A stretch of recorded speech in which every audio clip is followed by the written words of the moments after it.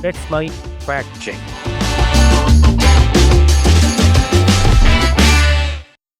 हाल के दिनों में सोशल मीडिया प्लेटफॉर्म्स, खासकर एक्स पर पाकिस्तानी प्रोपेगेंडा हैंडल्स द्वारा भारतीय सेना और रक्षा नेतृत्व के खिलाफ एक सुनियोजित अभियान चलाया जा रहा है।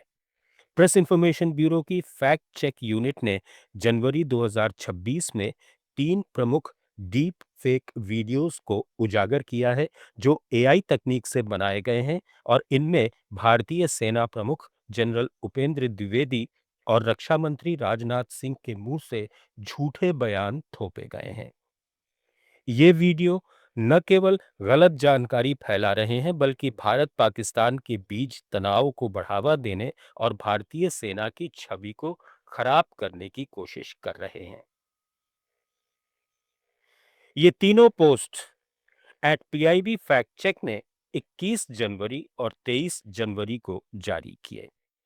पाकिस्तानी हैंडल्स की ओर से वायरल किए जा रहे फेक कंटेंट के खिलाफ मजबूत कार्रवाई का ये उदाहरण है।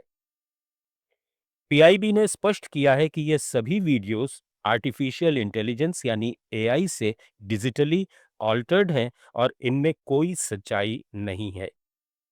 आइए इन तीनों मामलों का विस्तार से विश्लेषण करें जो एक बड़े पैमाने पर चल रहे मिस इन्फॉर्मेशन कैंपेन का हिस्सा है। पहला मामला, जनरल उपेंद्र द्विवेदी का 50 साल वाला डीप फेक वीडियो। 21 जनवरी 2026 को पीआईबी फैक्ट चेक ने सबसे पहले एक वीडियो एक्सपोज किया जिसमें भारतीय सेना प्रमुख जनरल द्विवेदी को यह कहते हुए दिखाया गया कि हम समझते हैं कि हमें पाकिस्तान और चीन द्वारा इस्तेमाल की गई समान तकनीक तक पहुंचने में कम से कम 50 साल लगेंगे। ये बयान कथित तौर पर ऑपरेशन सिंदूर के संदर्भ में दिया गया है। वीडियो में जनरल द्विवेदी की वर्दी, बैकग्राउंड और आवाज को काफी हद तक मूल जैसा बनाया गया है, लेकिन होठों के मूवमेंट और कुछ शब्दों में असंगति साफ दिखती है। पाकिस्तानी प्रोपेगेंडा अकाउंट्स ने इसे शेयर करते हुए दावा किया कि भारतीय सेना अपना तकनीकी पिछड़ापन मान रही है। टेक्नोलॉजी का उपयोग सोल्जर को विस्थापित करने के लिए नहीं बल्कि उसे और सशक्त बनाने के लिए किया जाए।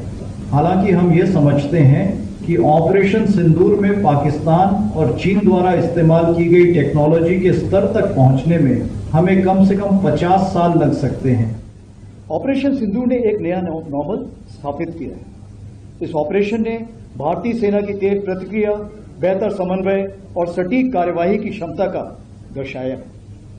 यह एक परिपक्व, आत्मविश्वासी और जिम्मेदार बल की तस्वीर प्रस्तुत करता है जो राष्ट्रीय हितों की रक्षा के लिए पूरी तरह सक्षम है। पिछले कुछ वर्षों में भारतीय सेना की सोच में एक स्पष्ट बदलाव आया। हम केवल वर्तमान चुनौतियों पर ही नहीं बल्कि भविष्यों के युद्धों की तैयारी में भी गंभीरता से काम कर रहे हैं।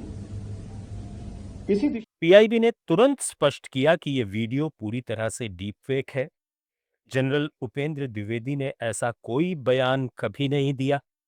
मूल वीडियो 78वें आर्मी डे परेड का है जो पब्लिक डोमेन में उपलब्ध है, जिसमें कोई ऐसी बात नहीं कही गई।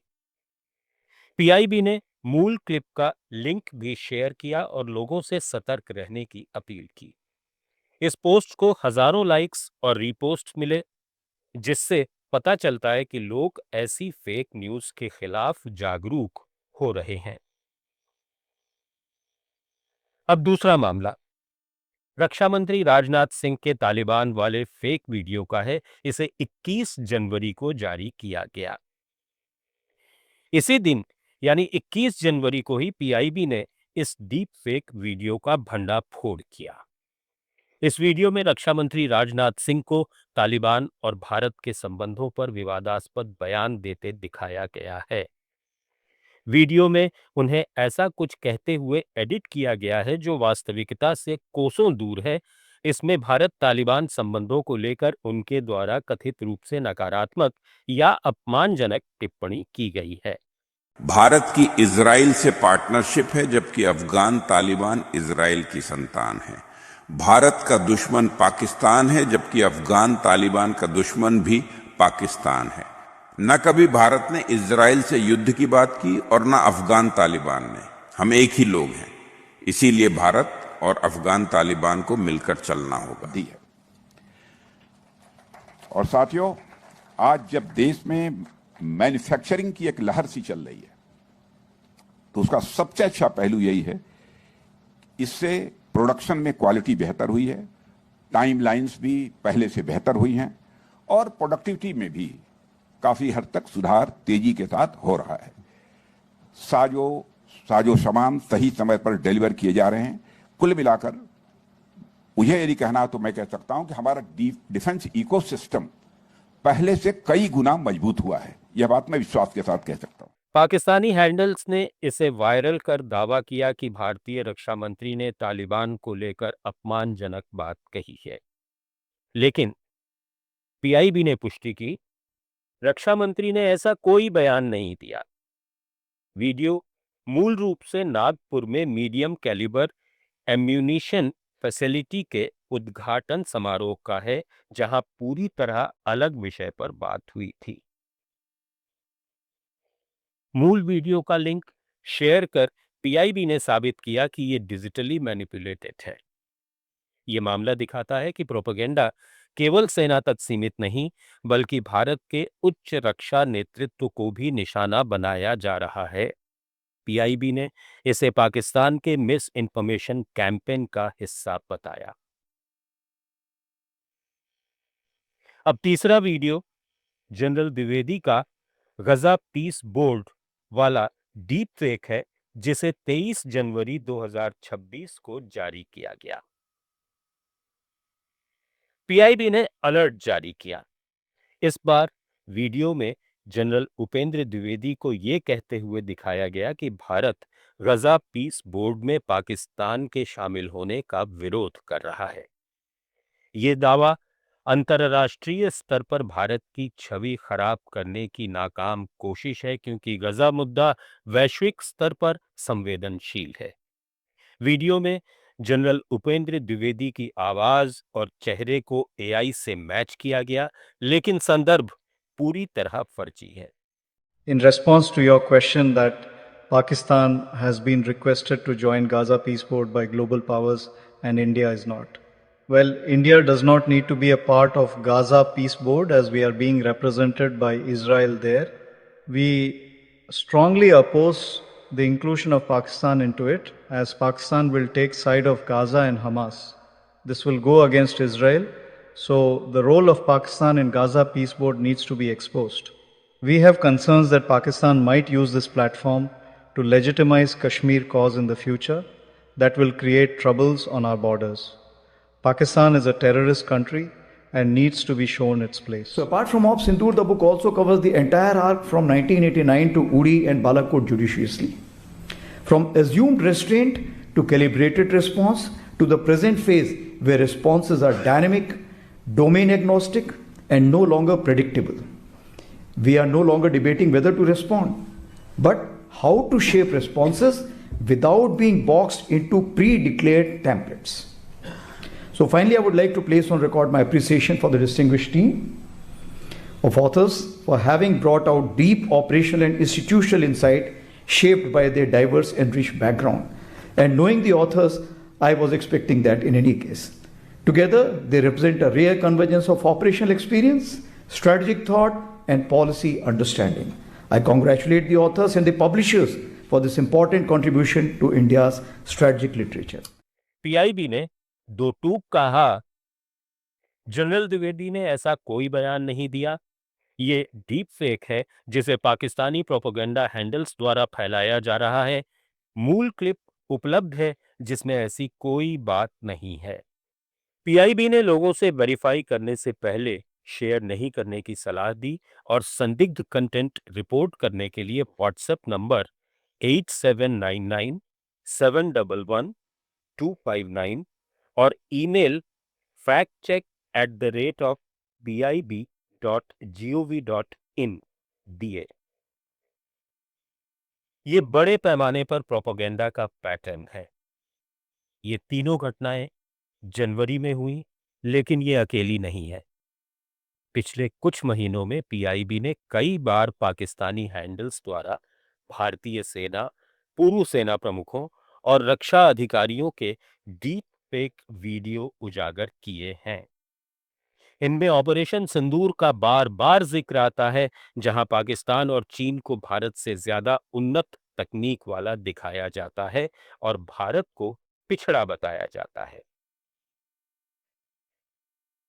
पाकिस्तानी प्रोपेगेंडा का ये पैटर्न स्पष्ट है। एआई जनरेटेड डीपफेक का इस्तेमाल, भारतीय सेना की तकनीकी क्षमता पर सवाल उठाना, गजा जैसे अंतर्राष्ट्रीय मुद्दों को जोड़कर भारत को बदनाम करना और तालिबान जैसे संवेदनशील विषयों का दुरुपयोग कर भारत को बदनाम करना। पीआईबी फैक्ट चेक यूनिट ने इन सभी में मूल वीडियो लिंक शेयर कर सच्चाई सामने रखी है। रक्षा मंत्रालय, आईडीएस और एडीजीपीआई को टैग कर ये अलर्ट जारी किए गए ताकि ऑफिशियल चैनलों से भी पुष्टि हो सके। अब बात करते हैं डीप फेक के खतरे और भारत की जवाबी रणनीति की। डीप फेक तकनीक अब इतनी उन्नत हो चुकी है कि सामान्य व्यक्ति के लिए असली और नकली में फर्क करना मुश्किल होता जा रहा है। पाकिस्तान आधारित हैंडल्स विशेष रूप से भारतीय सेना को टारगेट करते हैं, क्योंकि सेना राष्ट्रीय एकता और सुरक्षा का प्रतीक है। इन वीडियोस के जरिए न केवल मनोवैज्ञानिक युद्ध लड़ा जा रहा है, बल्कि युवाओं में भ्रम पैदा करने की कोशिश की जा रही है। भारत सरकार ने इस खतरे को गंभीरता से लिया है। पीआईबी फैक्ट चेक यूनिट के अलावा सूचना और प्रसारण मंत्रालय, साइबर सेल और सोशल मीडिया प्लेटफॉर्म्स के साथ मिलकर तेजी से ऐसे कंटेंट को हटवाया जा रहा है। एआई डिटेक्शन टूल्स का इस्तेमाल बढ़ाया गया है और जन जागरूकता अभियान चलाए जा रहे हैं। हाल के महीनों में पीआईबी ने दर्जनों डीप फेक को एक्सपोज किया है, जिससे प्रोपेगेंडा की विश्वसनीयता कम हो रही है। ये घटनाएं दिखाती हैं कि डिजिटल युग में मिस इन्फॉर्मेशन एक हथियार बन चुका है। पाकिस्तानी प्रोपेगेंडा अकाउंट्स लगातार भारतीय संस्थाओं को निशाना बना रहे हैं, खासकर सेना को, क्योंकि ये भारत की राष्ट्रीय सुरक्षा और गौरव से जुड़ा है। लेकिन पीआईबी जैसे फैक्ट चेक मैकेनिज्म ने तेजी से रिस्पॉन्स देकर इनकी साजिश को नाकाम किया है। नागरिकों की जिम्मेदारी है कि वे ऐसी खबरों को शेयर करने से पहले वेरीफाई करें। केवल आधिकारिक स्रोतों पर भरोसा करें। यदि कोई संदिग्ध कंटेंट दिखे तो पीआईबी को रिपोर्ट करें। भारतीय सेना दुनिया की सबसे मजबूत और सम्मानित सेनाओं में से एक है। ऐसे फेक वीडियो उसकी छवि नहीं बिगाड़ सकते, लेकिन जागरूक समाज इन्हें पूरी तरह रोक सकता है। सतर्क रहें, सत्य की जीत होगी। जय हिंद। आप सुन रहे थे let's mic more than radio. Follow कीजिए हमें हमारे सोशल मीडिया प्लेटफॉर्म्स पर। It's time for news. It's time for more than radio. Presenting the first radio news app, Let's Mic. Let's Mic, a news-based app on your phone where you get to watch and listen news, talk shows, interviews, radio show podcasts. On Let's Mic, you get all relevant information of TV, print, radio, podcast, and digital. Let's Mic talks about every segment of life.